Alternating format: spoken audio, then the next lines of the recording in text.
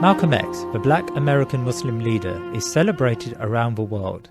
His courage, intelligence and skill to persuade makes him one of the greatest orators in history.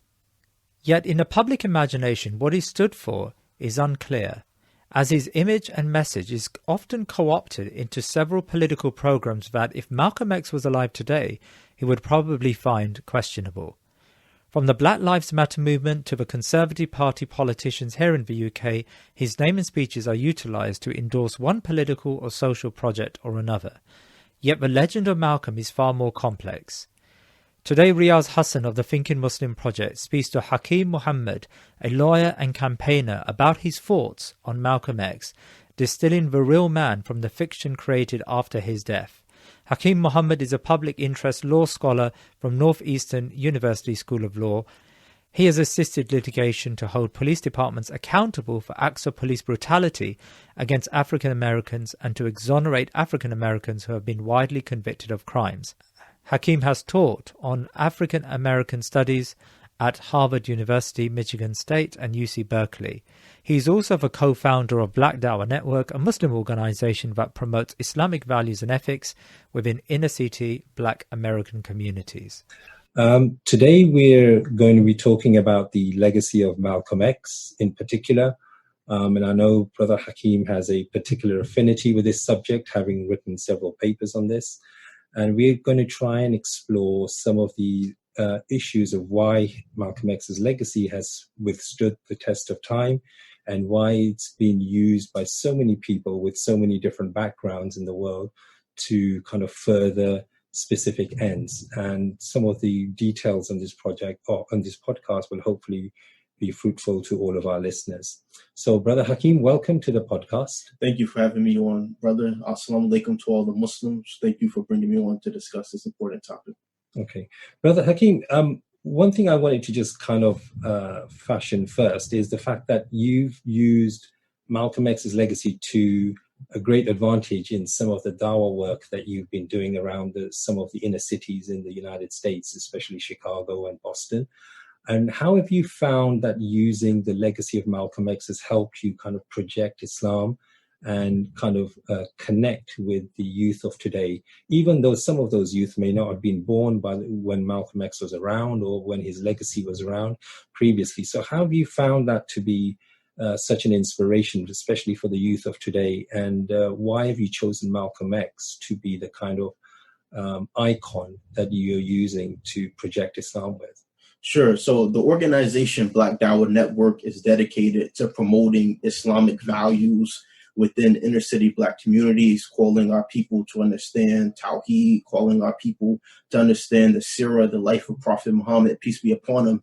And part of our mission is what we see ourselves doing is continuing the legacy that Malcolm X had and outlined in one of the final interviews that he had before he was tragically assassinated, in which Malcolm X said that he wanted Islamic outreach within different inner cities, the same inner cities that he came from, that he emanated from. And to give you just such a powerful example of Malcolm X and his role in Dawah and his role in propagating the message of Islam throughout the United States is we were once in the housing projects in the Gardens, which is a neighborhood in Chicago. It's one of the lowest income communities in the United States. It's predominantly African American. It's plagued by gang violence and other social ills emanating from institutional racism. And we came there with Qur'ans and autobiographies of Malcolm X. And we started engaging the people. You know,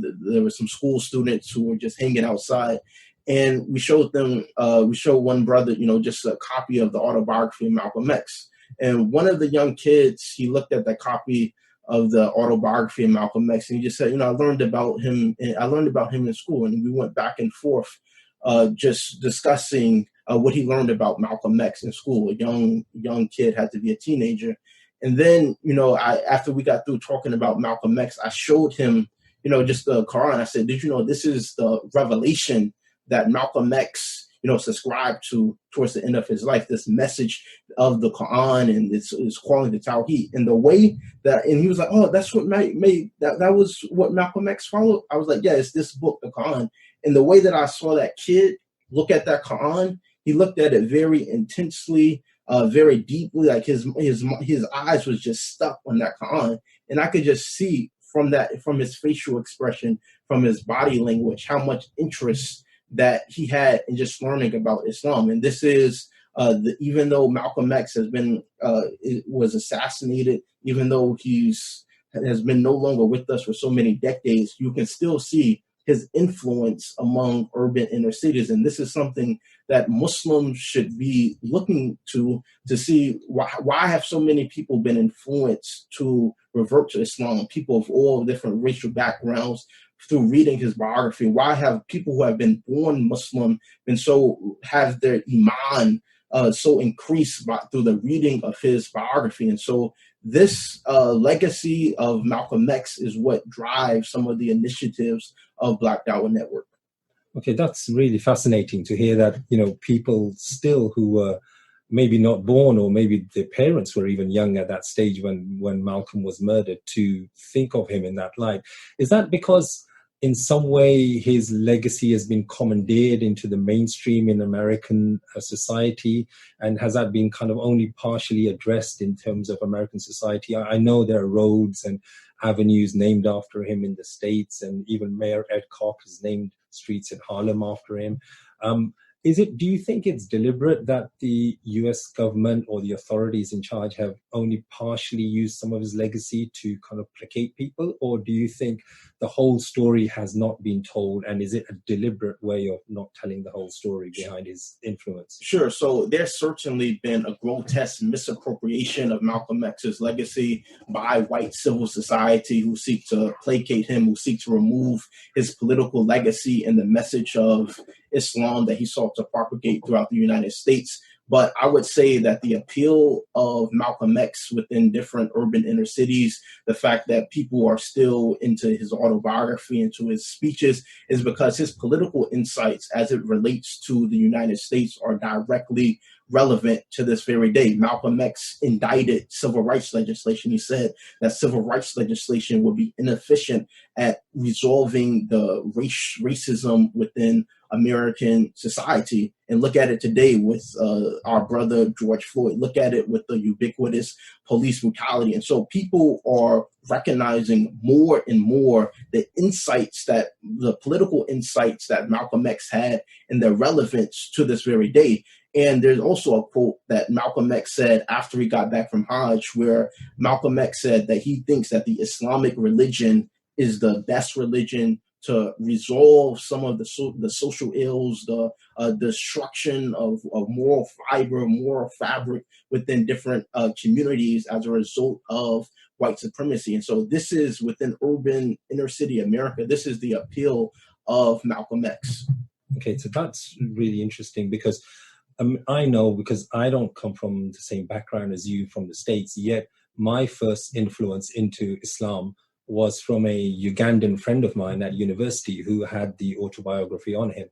And although I've been brought up as a Muslim, I never really paid much attention to Islam at all until he showed me that autobiography and I read it. And I guess that's the same for a lot of people of my generation and of further generations, that simple book has been almost a transient point from whether they had a Muslim background or they didn't have a Muslim background, for them to kind of enter into Islam and also into Islamic activism and revival in a kind of a major way. And I don't speak just for myself, but I speak for a lot of people that of a similar ilk. And yet it's such a book that was written in, I think, the late 60s by Alex Haley. And I read somewhere that actual book was one of the 10 most influential books, even kind of commandeered by Time magazine. And that's very fascinating. Yeah, it's so interesting that the Islamophobic industry, they release a plethora of books seeking to indict Islam, seeking to malign Islam. You got these whack books being released by David Wood, by Robert Spencer. If you go to the Amazon section, on Amazon, the Islamic section on Amazon, you're going to see all these anti-Islamic polemic books. Robert Spencer, David Wood, Glenn Beck. And at the very top, number one is the autobiography of Malcolm X. And then at the bottom of the barrel, you have all of these anti-Islamic polemic books. And so this shows the significance of Malcolm X's biography in terms of dawah, in terms of the power that it has, that even the Islamophobic industry, which is a billion-dollar industry that is funding all of this misinformation about Islam, they can't outcompete this one book in terms of what Islam actually stands for. Yeah, and it's really fascinating. And this is even before the film with Denzel Washington came out in 1992. So that book is been an influence for, say, for people of my generation, which was about 25, 30 years ago, but also for youth of today in the suburbs of Chicago, which is what you've been doing. Yeah, in the city of Chicago. In the city of Chicago, right? So it's really fascinating to understand, how it can kind of transcend, different generations, and the call is essentially still the same. I just want to go back now to Malcolm's life in general. So I want to try and understand what were Malcolm's influences, right? So although we've read about it in the book and we've seen the pre-Islamic times as kind of depicted in the film with Denzel Washington, and, how he went through certain phases in his life. But I just want to kind of go back and understand what are the seminal points in his life that kind of made him the man that he was, and for him to carry the call that he did throughout society, which is, I think, an important factor for us to understand, because lots of people have come up with different suggestions to what his influences were early on. Some, people, especially with the Black Lives Matter movement today, have said, people like Frantz Fanon were a great influence on Malcolm. And even before that they were, his father was influenced by Marcus Garvey right at the beginning. So could you kind of expand upon the influences that Malcolm had? Sure. I think to understand the influence of Malcolm X is we have to take a step back and understand what happened to Malcolm X's people. African Americans are people who were robbed from Africa and just came from great Islamic civilizations, Timbuktu, Mali, Songhai. There are examples of Muslims in the United States, enslaved African Muslims, reproducing entire texts of Islamic jurisprudence from the Maliki school of thought, just purely from the memory. There are multiple examples of enslaved African Muslims, even after enduring the Middle Passage, reproducing entire copies of the Quran purely from memory. But what happened was, as a result of the legacy of slavery, African Americans were forcibly Christianized, robbed entirely of their Islamic heritage, and subjected to slavery, subjected to chattel slavery, justified by people like John Locke, justified by the Enlightenment thinkers. And on top of that, this is what resulted in Malcolm X's being such vehemently opposed to racism in the United States. When we take a step back at his early life, look at it, how his father was brutally murdered by the KKK, which was a white terrorist organization. They say it's widely believed that his father was tied on a railroad track for his political activism on behalf of Black America, tied on a railroad track. There are different competing, different theories. The historical account is uncertain, but one widely held account is that his father was tied on a railroad track with the train brutally going over his father. And so this is what Malcolm X endured in his early life as a child. And then when he went through the educational system in the United States, he was a very bright student, very gifted student, said that he told his white teacher that he wanted to be a lawyer, but his white teacher told him, no, that's no job for an N-word, and instead told him that he should settle for being a carpenter. And so he was deprived of adequate educational opportunities. They took no investment in his potentials through the mainstream educational institution. These are the early experiences that Malcolm X had to deal with. So certainly that experience I've kind of read about as well, especially his ambition to become a lawyer. And that would have happened to a lot of the Black pupils at that time, I guess, in the United States. However, it did leave a kind of an indelible kind of impression on him, even into his adulthood.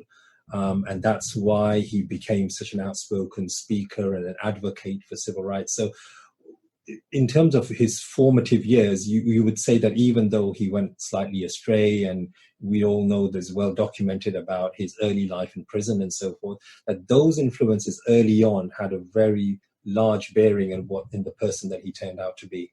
Absolutely. And there's one aspect of Malcolm X's life where he's actually reflecting on several other African Americans that he grew up with in his community. And he said that he was looking at the effort that they were putting towards different criminal enterprises. And he said that they had the potential to be great mathematicians, great inventors, great scientists, but they have been deprived of such opportunities as a result of institutional racism in the United States, which just fed them to the penal institutions and to have their lives being impacted by the prison system.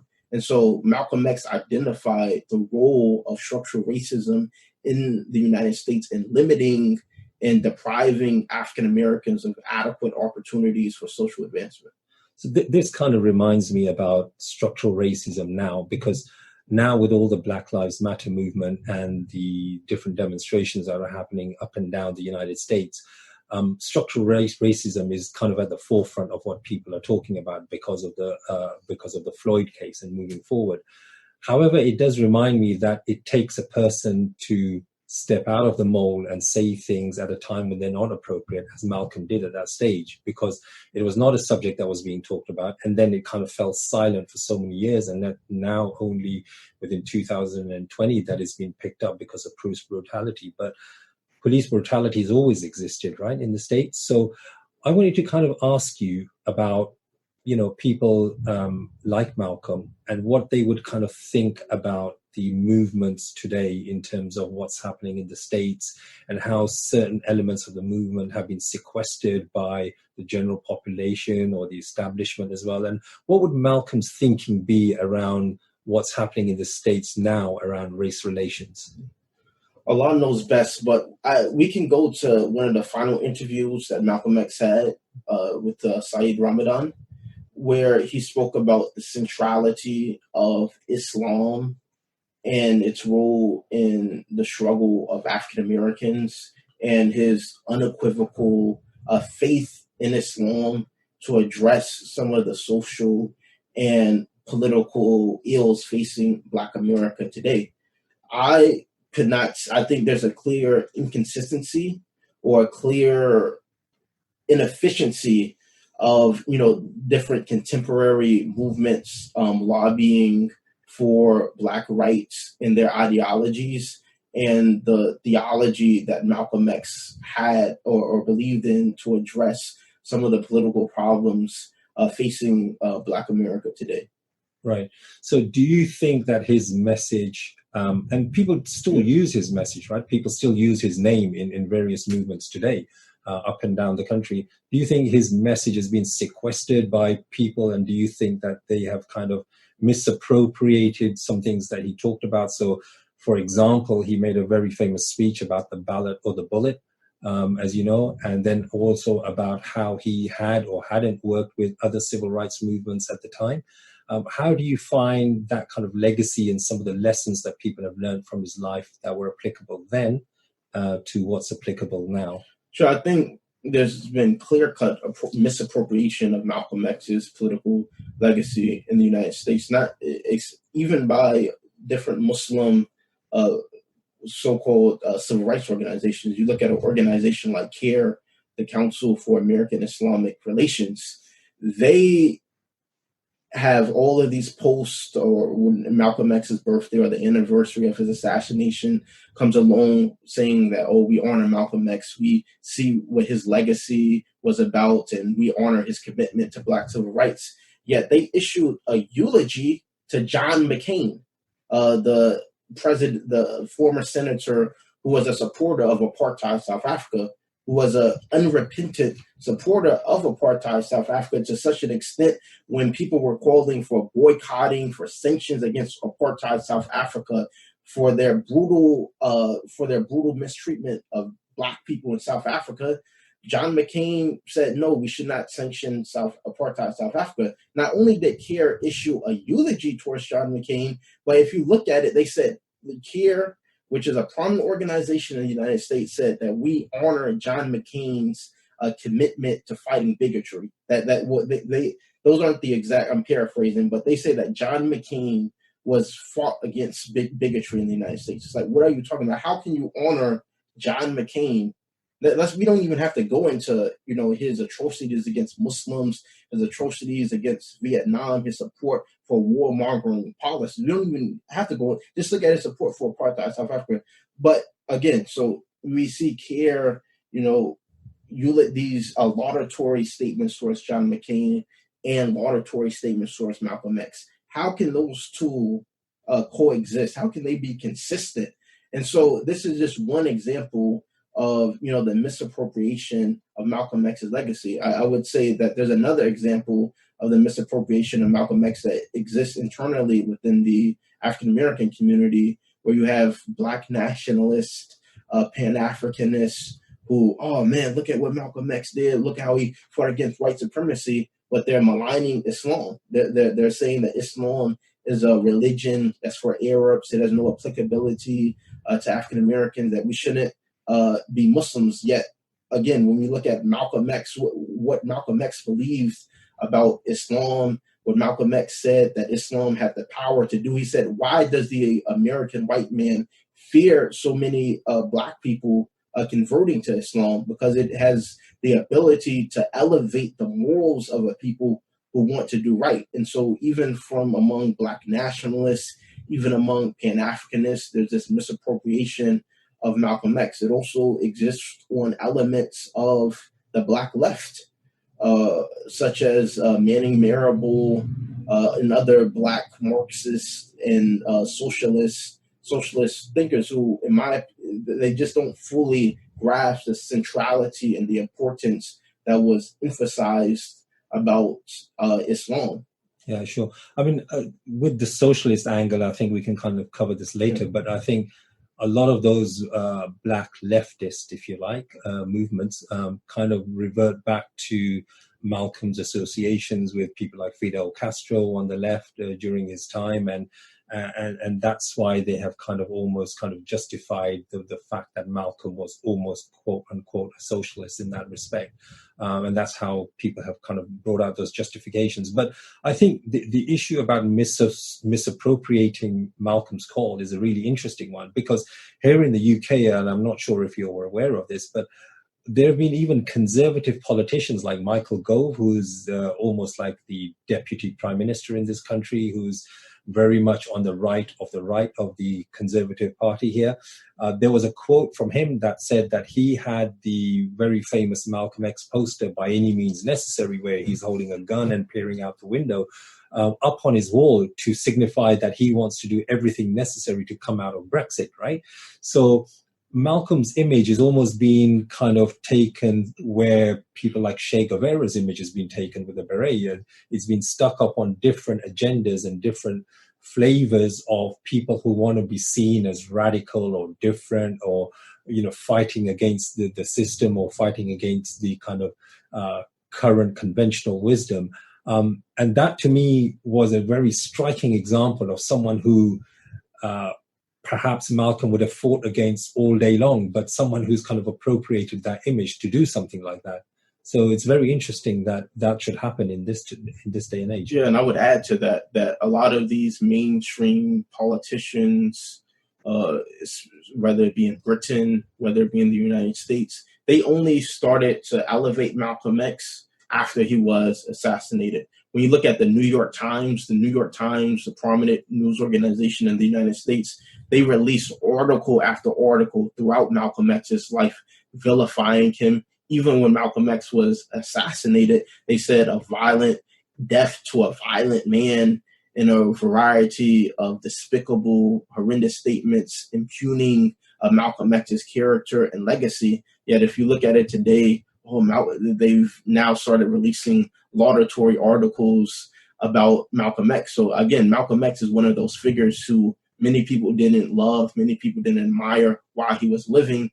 But after his tragic assassination, they saw how much he inspired African Americans, and they just tried to misappropriate that legacy and the power of his image and the power of his being for their own disgusting purposes. So do you think it's also a matter of his charisma? Yes, in absolutely. a similar way to, you know, when people look at Che Guevara, Yeah. It's a matter of charisma and his speeches and the clarity of his thought that has kind of almost kind of been attractive to whichever agenda people carry, and then to kind of use that and subsume whatever he said for their own needs.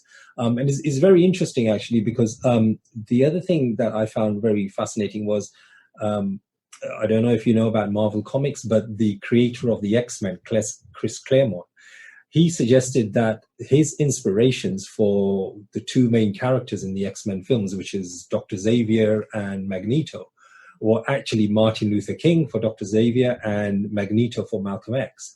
And he said that he wanted this kind of otherness to be kind of reflected in his films. And he took the inspiration from that, from the civil rights movements in the 1960s, where he almost kind of appropriated that working within a system was almost like the Professor X type, who looks at the establishment and tries to work within it and tries to get justice and freedom and rights for the mutants within the prevalent human systems, whereas Malcolm X is the Magneto type, where he's almost asking for kind of separation, as Malcolm did in his early days, from the establishment, and working to see that, you know, you cannot work within the establishment to achieve your ends. So there's really a legacy of that history and of that appropriation. So what would you, I wanted to come to this issue about how do you see his views on making change happen?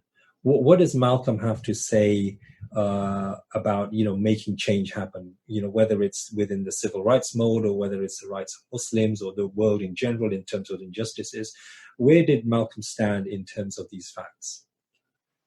So I would say, in terms of political change in the United States, when it came to addressing specific social ills in the Black community, Malcolm X saw the solution as being Islam, as being the need to propagate the message of Islam. He saw the centrality of Islamic institutions in facilitating positive social change. Towards the end of his life, he founded, you know, two organizations, Muslim Mosque Incorporated, and there was also the Organization of African American Unity, which sadly, after his assassination, the organization essentially went defunct. There was a very powerful talk by Imam Zaid Shaker, where he was talking about a conversation that he had with Malcolm X's widow, Betty Shabazz, where Betty Shabazz told him that everyone has claimed Malcolm. The socialists have claimed Malcolm.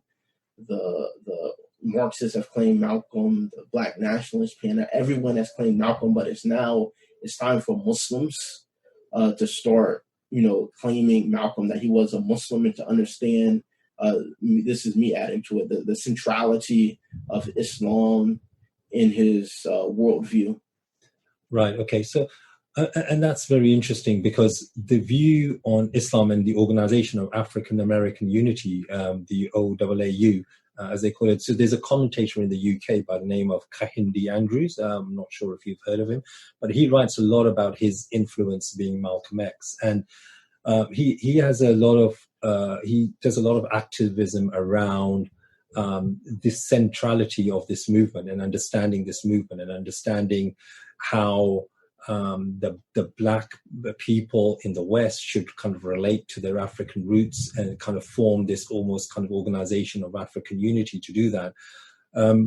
And he commandeers this, but without the kind of centrality of Islam behind it, almost as such. And his argument, and I'm kind of paraphrasing here, is to say that you can use that aspect of Malcolm's life without necessarily using the whole of the Islamic angle on why that movement should be kind of looked at in the whole, as a whole. So what would you think that Malcolm's approach would be to kind of almost looking at partly his kind of legacy in terms of that Afro-American unity without the kind of Islamic dimension to it? I mean, so Malcolm X, he spoke to many different audiences. There were instances in which he worked in different, Black social settings, African American social settings, in which he worked with African American Christians, of African Americans and whether of all different faiths, seeking to resolve the issue of racism, seeking to resolve the issue of white supremacy. And there was one speech that he gave saying that I'm willing to work with anyone if you're willing to eradicate white supremacy, institutional racism. I'm willing to work with you. Paraphrasing, of course. And so I mean that has its benefits. Working with your common man over shared political aims in certain different respect, that has its place. And I would say that as Muslims who have a proper understanding of Allah subhanahu wa ta'ala, who know the solutions that Islam brings, I mean, we should be at the forefront of tackling issues such as racism with the worldview that we have with the legacy of when you look at the Sirah, the prophetic biography, the farewell sermon of Prophet Muhammad, peace be upon him. We have a moral basis, we have a history, we have the ingredients necessary, and this is what Malcolm X, alluded to in terms of his life, the necessary ingredients to tackle these issues such as racism. But we should be at the forefront of resolving these issues, and we can't. When we see that there are different like secular, Black nationalist groups who don't see the centrality of Islam, we should try to give those brothers, sisters dawah, and we should still continue to work with them over common objectives. Yeah, and I think that would be Malcolm X's approach. Right. So essentially, what you're saying is that it has to be taken as a whole in terms of the centrality of the Islamic message with what Malcolm is saying. But it kind of brings me on to another piece about Muslims in general and the issue of race in particular. Mm-hmm. So race is obviously something, or racism almost is something that is obviously haram in Islam, and it's not called for, and Islam speaks against racism, not just from now, but from the earliest days of Islam when Bilal radiallahu anhu was a Muslim, and how he was kind of taken out of slavery, and how he was one of the most esteemed Sahaba in the life of the Prophet Muhammad sallallahu alaihi wasallam. So race and the tackling of the race issue has always been central to Islam throughout its ages.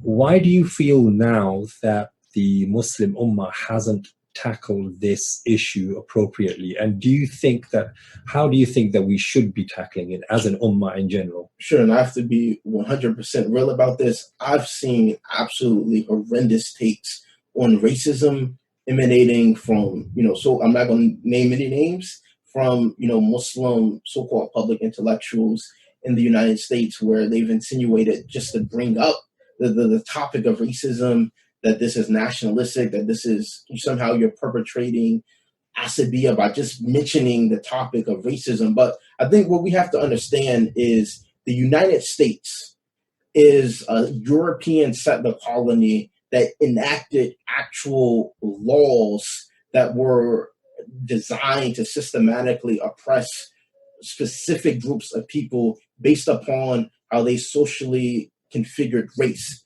whether it be the examples of the Native Americans or whether it be African Americans. I mean, look at how Native Americans through the Native American Exclusion Act were so decimated. And then when we look at other European settler colonies such as Australia, look at how the Australian Aboriginals were so decimated, and look at the ideologies that went into the decimation of the indigenous people of Australia. So this system, when we think about racism, it has an impact politically on the entire scope of international relations. Look at the ideologies in contemporary political thought, whether it be the hegemonic stability theory, whether it be the theory of manifest destiny. All of these are coming from this belief of Europeans that white supremacy is the law of the land and that it should be imposed on other countries. White supremacy is as much as a political ideology of as much as a political ideology of liberalism, and white supremacy as a worldview was an ideology adhered to by the foundational thinkers of liberalism. And so I think that Muslims, the Ummah, they need more education on the centrality, especially African-American Muslims. We already have these lessons. I'm speaking to other Muslims from other parts of the world, need to fully understand how white supremacy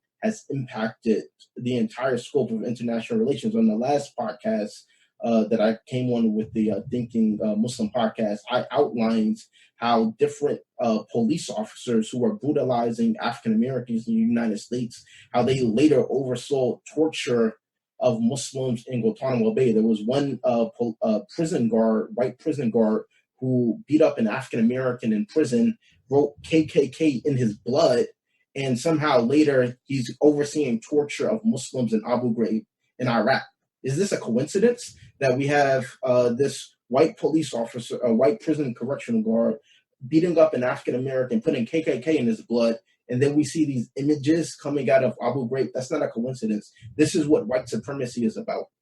Sure. And one of the things that we've talked at length about on this project is also the kind of inherent chauvinism within liberalism, and how even kind of the founding fathers, who were said to be such great and aspiring and influential and figures in American history, were themselves victim to this kind of chauvinism, and how from the very first formations of the state, race had a particular context in the United States. And that particular context in the United States is something that's not sort of appreciated when we talk about or look at race from other lands apart from the United States, because it's a totally different and it's a unique perspective on race that the United States has, as opposed to other areas of Europe, for example, or the subcontinent or wherever, where here, I think in Europe and in the UK in particular, the issues of race are less overt, but just as probably insidious, right? Yeah. And so one example that it keeps reoccurring, in that I think even if you look at the last interview that Malcolm X had with Sayyid Ramadan, where Malcolm X, he's Sunni Muslim, died a Sunni Muslim, alhamdulillah, but he's still speaking about, needing to address certain issues that are specific to African American communities, needing to address white supremacy, needing to address structural racism. He never gave up that fight against white supremacy. He elevated his level of political analysis. No, not all white people are devils. That's a totally false belief. But Europeans in the United States have enacted certain laws, certain legislation that have made life for African Americans absolutely horrendous. And we need to address that this manifestation of structural racism. But if you look at that last interview with Sayyid Ramadan, he sort of misinterprets Malcolm X's legacy or desire to fight institutional racism and his emphasis on the African American community with nationalism. And this is a conflation that is reoccurring within how many so-called Muslim intellectuals are addressing the topic of racism in the United States, where, yes, we know what Islam promotes as an ideal, that we should not look at each other based upon, or we should not attribute moral qualities based upon race, based upon their color. But people misinterpret that to say, focus on white supremacy, focus on racism in the United States, that this is somehow Islamically problematic, when it's not at all. This is something that's very Islamic, to tackle on issues of injustice, issues of white supremacy, and it's something that as Muslims we should be engaging in. Right. Okay. Hakeem, I just want to kind of bring ourselves to another part of Malcolm's legacy, which is almost the international dimension that he had, or the world view that he had, which I find quite fascinating, because even looking through his life, he met various world leaders at his stage in his life. He was at the United Nations, meeting with people like Fidel Castro and Jamal Abdel Nasser and Patrice Lumumba. And then, he looked at the world in a very different way than just a civil rights leader in the United States. So could you kind of expand upon or talk to us or inform our listeners about how he looked at the world, what his thinking was, and how that has kind of developed today? Sure. In one of Malcolm X's speeches, he talks about how the same man that attacked our people in the Congo, who colonized our people in the Congo, with the Belgians who colonized our people in Kenya, they did the same thing in Pakistan and Afghanistan. And so Malcolm X, what Malcolm X's strategy was is that he wanted to indict the United States on a global level to different people in the people across the international scene. So America liked to project this false image that it was the beacon of freedom and it was the beacon of liberty, where Malcolm X was going across the world saying, look at what you're doing to the African American people. And he wanted to destroy or decimate the public relations ability of the United States to project itself in this liberating, in this sort of, oh, we're about freedom and we're about liberty. And he also wanted to forge alliances to address common problems. He lived in an era of colonialism, of Asia, colonialism in Africa, a neo-colonialism. And he wanted to see, okay, we see that these people are impacted by the legacy of colonialism. We see how African Americans are impacted by the legacy of slavery. There's a common unifying theme. And so he wanted to forge different alliances with different parts of the world. And I just want to say, what, many people will do, they'll see an image of Malcolm X and Castro and say, oh man, look at, Malcolm X with this socialist. He must have been a socialist. No. You can, forge different political alliances. You can, meet a brother or, meet someone without adopting their political worldview for certain strategic aims. And so Malcolm X's primary focus was just indicting the United States on a moral level for what it was doing to the African American communities. Right. So in terms of that worldview, that's where he had kind of centered in terms of injustice that was committed by the United States, whether that was in Vietnam at the time or anywhere else at the time. But he's left a legacy, right? Mm-hmm. So he's just left a legacy for people right down from Indonesia to someone like of a Pakistani background like me or anybody else. And that legacy has almost kind of fermented itself into this Islamic belief that there is, the fight against colonialism, the fight against kind of, this onset of this muscular liberalism as we see now today throughout the world. So in terms of Malcolm's legacy and the way it has kind of transpired today, it's kind of really evident. And certainly from the stories that you tell us of about the young boys in, where was it, Chicago or Boston, that's kind of really inspirational to people to understand that, young people today are still taken in by the message and the call that we had from Malcolm all those years ago. So I wanted to just kind of cover this aspect and going back to some of that work that you're doing in Chicago and Boston.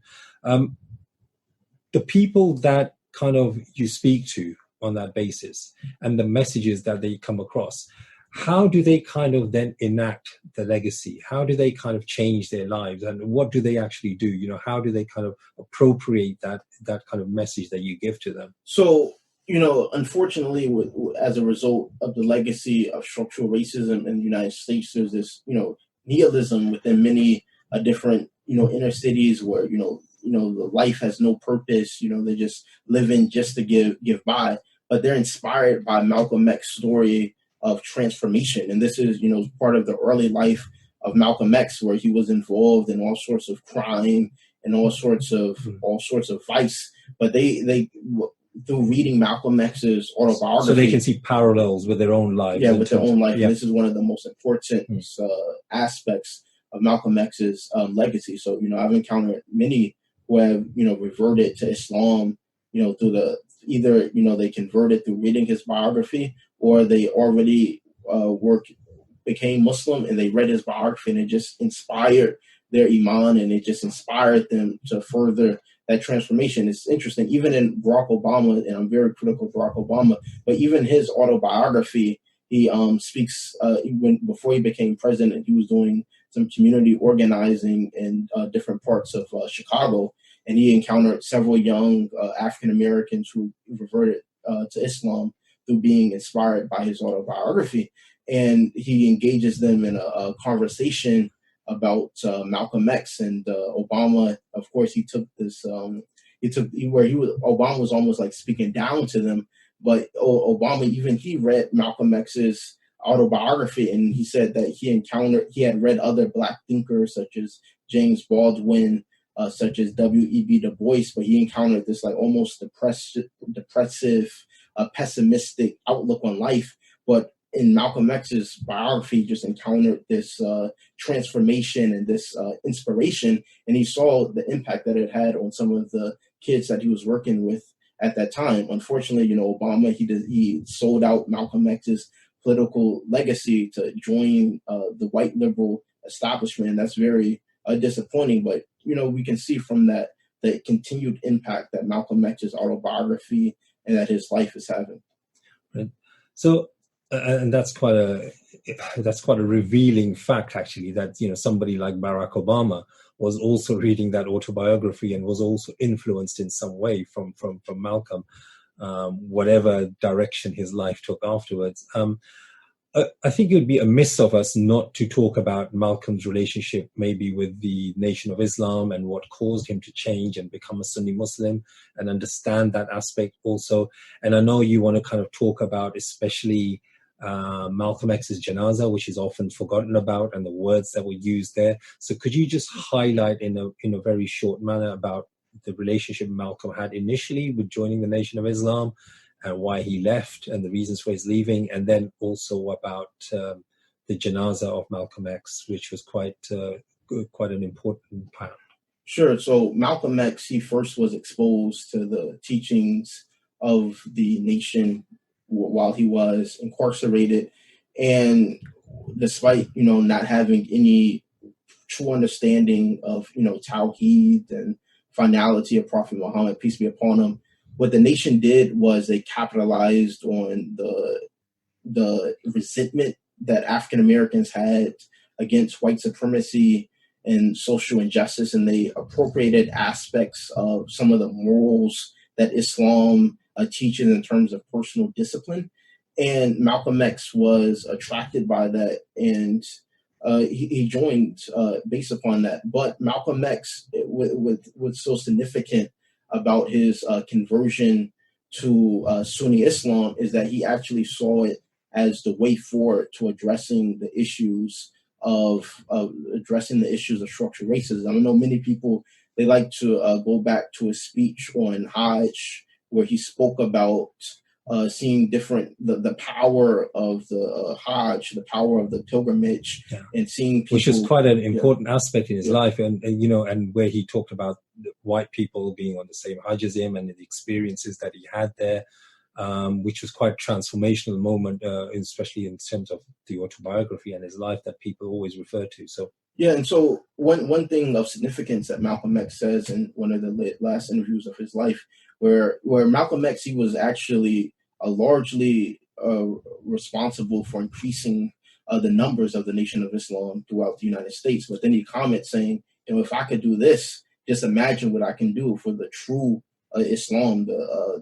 And unfortunately, he was assassinated before he could carry out some of the different objectives that he had. So I would say it's incumbent upon Muslims today to work to continue that dawah, to work to continue that legacy that he had and the passion that he had for dawah and propagating the message of Islam through the neighborhoods that he grew up in. Okay, and you had some particular aspects of Malcolm X's janazah that you wanted to kind of relate to the audience today, in terms of things that we probably haven't heard about before, especially in terms of what people were trying to do at his janazah. So could you just kind of expand upon that, please? Sure. So there was a book titled I Buried Malcolm X by Hisham Jabir, and he led Malcolm X's janazah, he led the funeral prayers, and he writes about this in his book where he says that the United States government put pressure on different Muslim organizations at that time not to attend his janazah. And to give you his specific words, he says that Hasan informed me that we would not have, they were looking for places to carry out his janazah. They were struggling to find a place. And he goes on to say, after a bit of probing, he said that he had been informed that Hajj Malik al-Shabazz must not receive a Muslim funeral because it might further jeopardize the progress the Orthodox Sunni Muslim community was making, plus he had received some phone call threats. And he goes on to say that most Muslims that were here from Muslim countries were either students or trying to acquire a green card, and the Orthodox Muslims born in America were in an embryonic stage in performing all Muslim rites. And so you have Imam Khalid, who gives some further context to this, where Sister Betty Shabazz was reported to have said that her and her family, they were treated like they were lepers by different... At the janazah itself.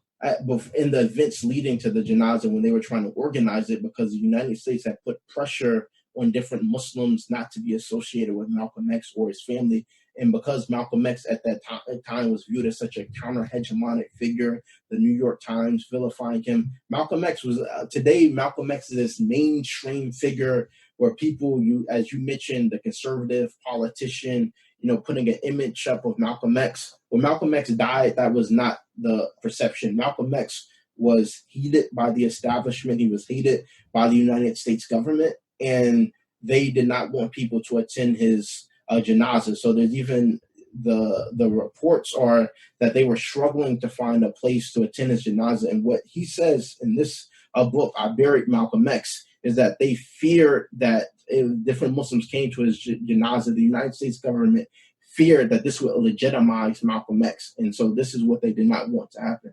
So that's really strange, because a very famous episode in Malcolm's life was the Hilton Johnson incident in the Harlem police station, where he kind of signaled, and I think this has been depicted in the film as well, where he signaled the members of the Nation of Islam to leave very quietly at that incident. And it was commented upon by the police officers there that, this is too much power for one man to have. And that was in his life, but they still feared that power even while he was dead. So this just goes something to show about the legacy of the man as to the kind of fear and the kind of almost awe that he created, even amongst his enemies, really, in that manner. Hakeem, this has been a very useful podcast, and I think you've shed a lot of light on the legacy of Malcolm X. And I hope there is enough material in there to allow people, and especially the youth of today, to kind of aspire to read more about the life of Malik al-Shabazz or Malcolm X and understand his legacy in the true sense, or in the kind of the whole sense that it should be understood in. And also, appropriate his legacy, in the right manner, really, rather than kind of misappropriate portions of his legacy, as we've discussed, that tends to happen in some way or shape or form.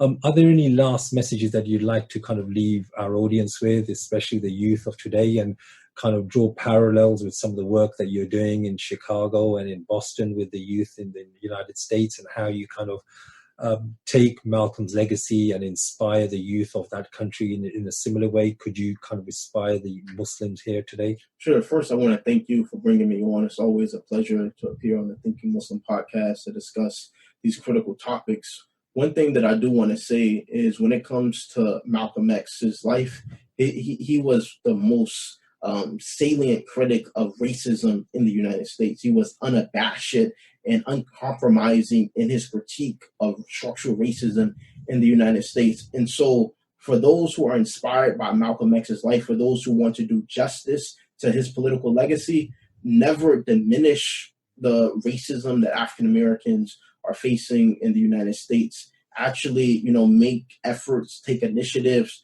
that, African American Muslims, they're as much a part of the Ummah, and whether it be issues of police brutality, whether it be issues of, usurious interests, banking and predatory lending that's sucking the economic vitality of African American communities, or whether it be a whole host of social ills, that they are as much that these issues of police brutality, they are much of Islamic issues that Muslims need to be at the forefront of addressing, as Palestine, as Kashmir, that this is the true legacy of Malcolm X. And so support, African American communities, do more outreach and more connection. Inshallah, we can be a stronger ummah. Thank you for having me on.